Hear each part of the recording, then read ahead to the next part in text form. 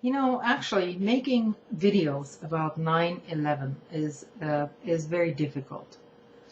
For one thing, some of us had, to various degrees, this experience that we lived through, and most of us, for most of us, that took place through the media, on television. The images we saw, the horrific events which unfolded during that day. Nevertheless, most of us here on YouTube, or anywhere else for that matter, we're not immediately personally affected by this. So really, our personal stories during that day, where were you in all this? It can only contribute in the sense that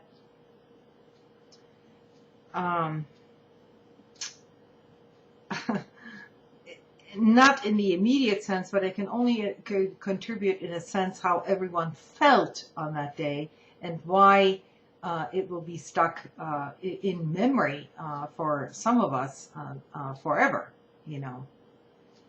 although all of our own stories are so trivial and so inconsequential, basically. So yeah, if you want to hear my personal story about what happened, where I was on 9/11, you're welcome to it. I'll make another video about it. But on this day, when first responders and people in the emergency services and all this shit was going down,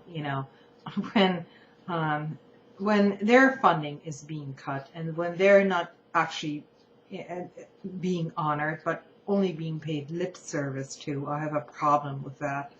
And I have a big problem with that. And on top of it, I also have a problem that we learned nothing from this event in the larger sense as a society. Because everything that is problematic about that event has been pushed to the sidelines. And the mantra is,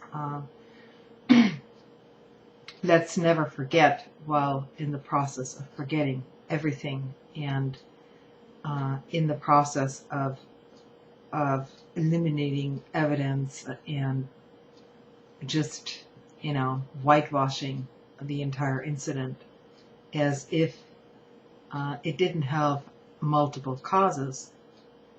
It's a very complicated story. And it wasn't just a single event which led up to this disaster. So that's all I have to say for tonight. Honor the dead and fight like hell for the living. That's all I have to say.